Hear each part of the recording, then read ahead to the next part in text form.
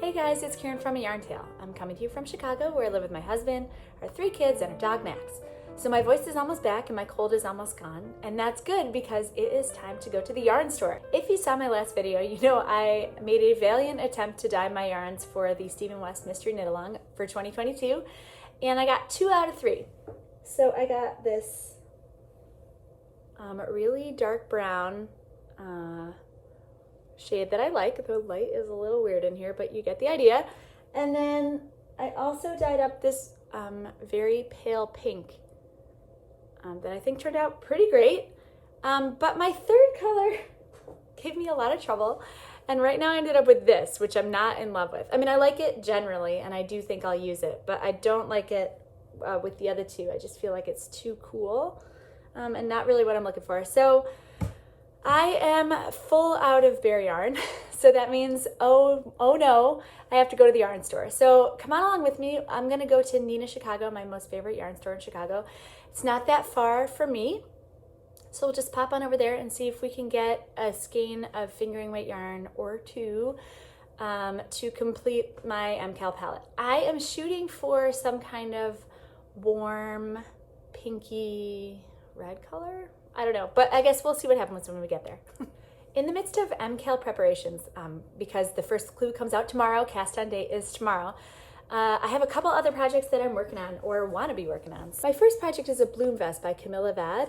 It is knit out of 1 strand of Isager Eco Baby, which is 68% baby alpaca and 32% cotton. It is incredibly soft. Don't let the cotton put you off.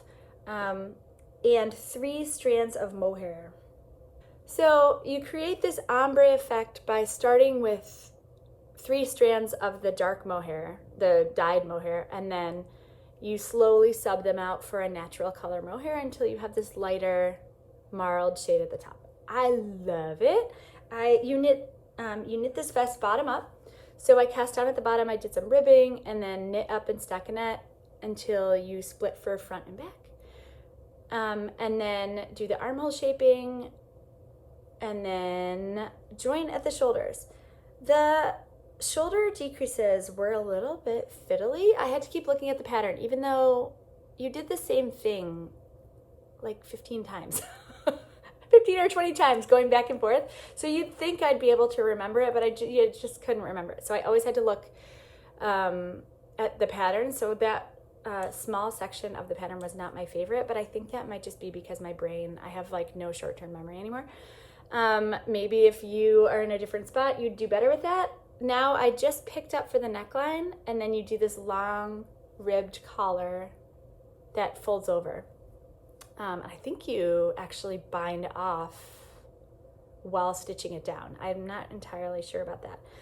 But here's my trouble. So you pick up stitches for the neckline, and I think you're supposed to pick up like 70 or 80 stitches. So I picked them up, I like divided it up and picked them up, and then I counted and I was 4 over.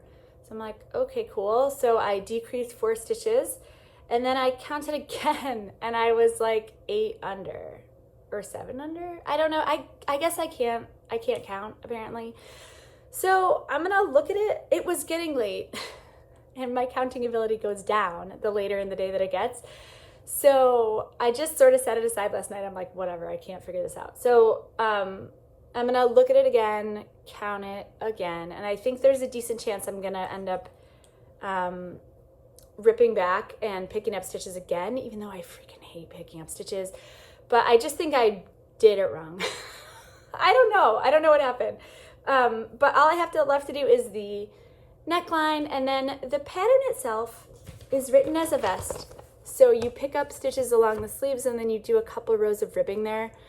But I don't really think I'm gonna wear a vest. I mean, I like the idea of a vest. I like other people wearing vests, but I know I'm not gonna wear it because like then you need a long sleeve shirt underneath, and like, do I have one of those? Do I like what it looks like? Like, blah, I'm not gonna do that. So I have enough yarn to just add sleeves. So my plan is pick up stitches for the armholes as if you're gonna add that ribbing, and then just knit stockinette sleeves all the way down. And I even thought it would be snazzy if I did the ombre effect on the sleeves so that you knit down and then the pattern shows you how to do this fade and I would just do it in reverse to have the sleeves sort of match the body. So cool, right? I mentioned before, I don't know if I'm gonna do those circles. There's these embroidered circles that you just, I looked at it a little closer from last time. You just weave embroidery floss or yarn in and out of the stitches in a circle shape, in various places all over the vest. And like, it looks really cool on here. I also think I'm gonna have a hard time picking colors, and I don't know. So I think I might wear it just as a plain ombre sweater for a bit and see how I feel about it. And if I'm adventurous and in the mood, I might add some circles or something. I don't know. We're gonna find out. So I'm working on the bloom vest. That's going really well. Given that the cast on day for the MCAL is tomorrow, I likely am not going to make much more progress on it for a while, but it is there. It is super easy. I mean, as long as you can count, which is a challenge for me, I guess.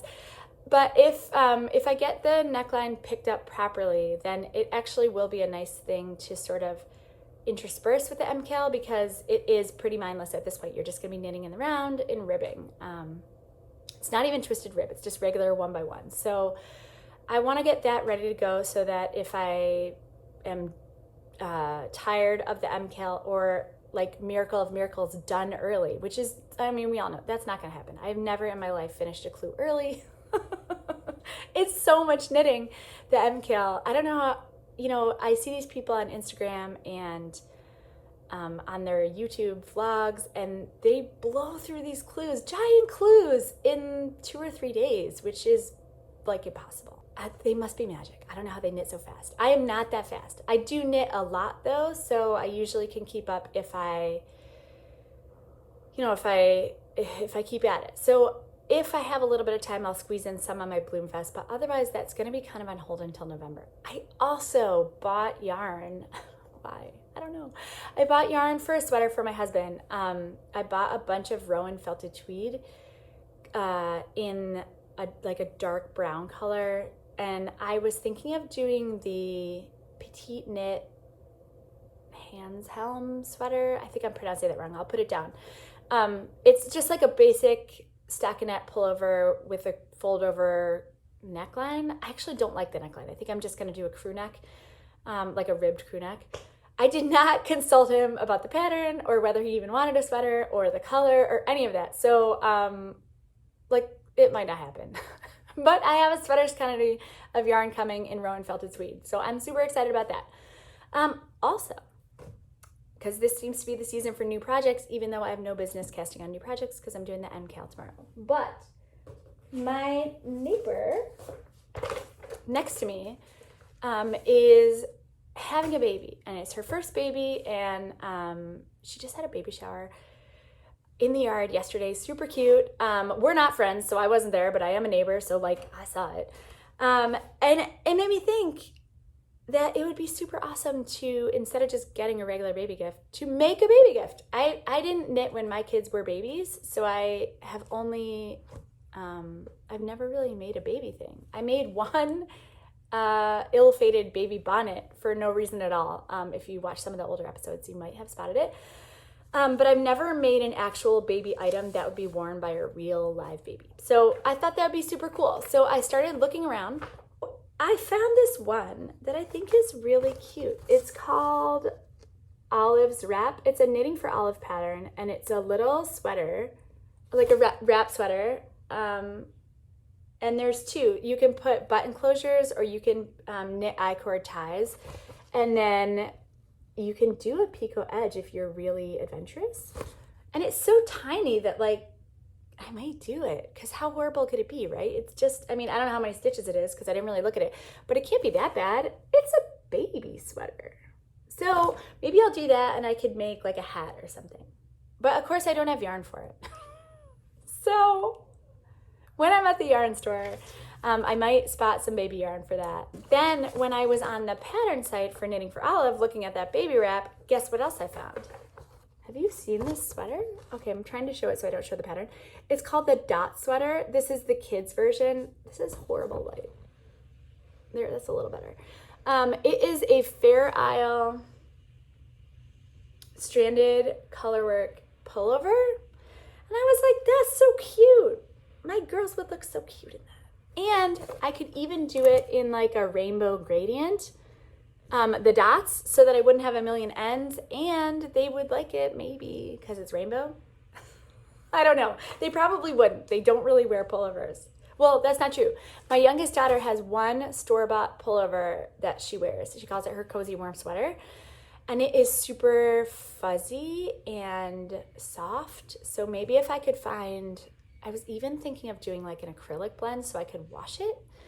I'd have to go to like Joann's or something because my yarn store doesn't sell acrylic. Although they might have Cascade 220.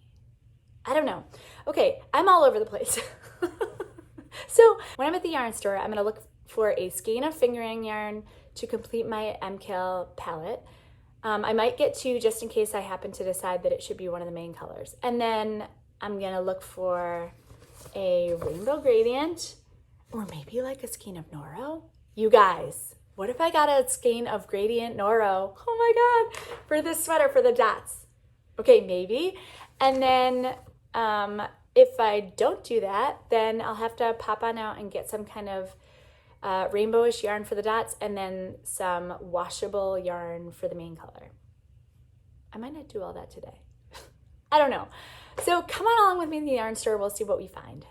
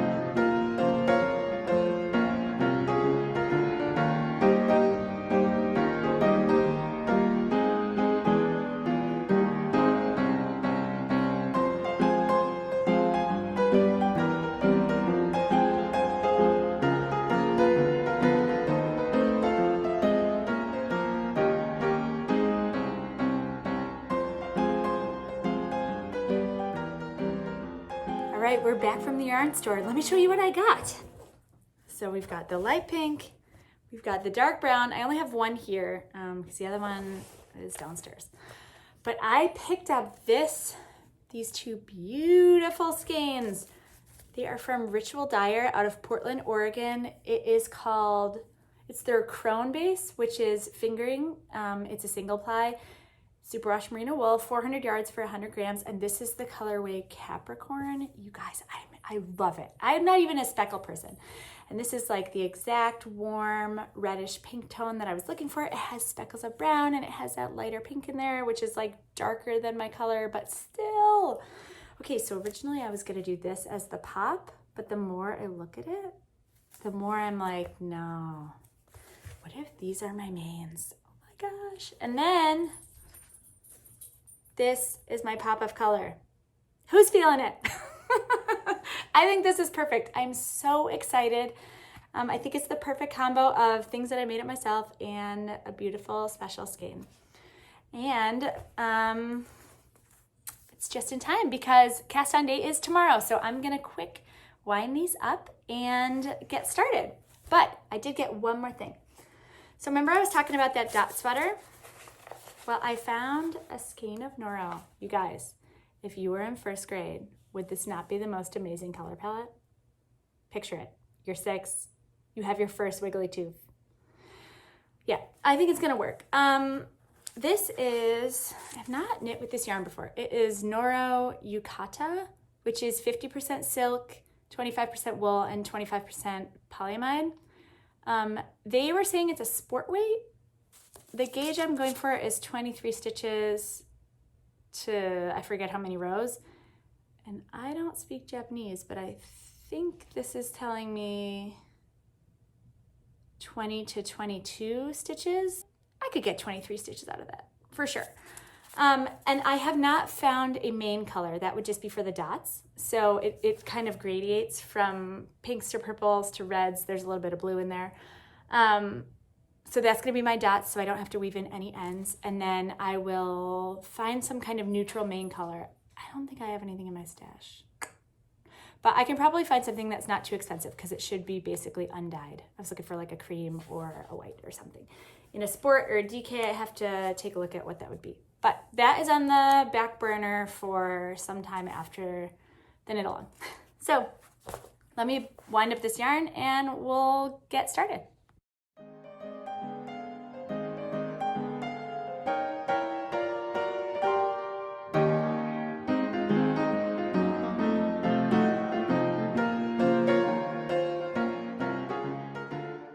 Okay guys, we're all ready to go.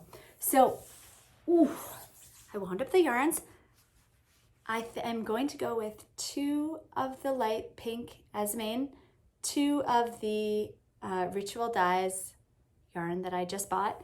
I also have this little one because when I was winding up one of my skeins, you know how when you untie your yarn, there's a bunch of ties around the hank, and then there's one that is a tie but also has the ends. Well, I thought I found that one, only it wasn't that one. So I cut my yarn, great.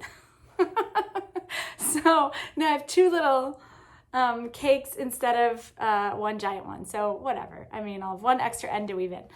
So these are gonna be my mains. This is gonna be my contrast. Look at that brown, it's so pretty. Oh my gosh, I'm obsessed with it. Okay. So this is it.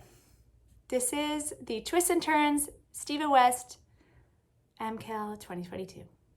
Okay, I'm ready for that. So here's the schedule. So tomorrow's cast on day. I'm gonna cast on and frantically knit, and I will check in a few days towards the end of the week to see how clue 1 went, see if we're all making it, see if we're gonna be done with clue 1 in time for the next clue on next Thursday, and just to see, you know, how's it going. Happy knitting, good luck.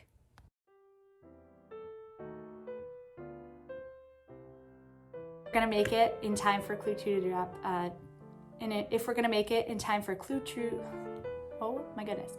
Okay,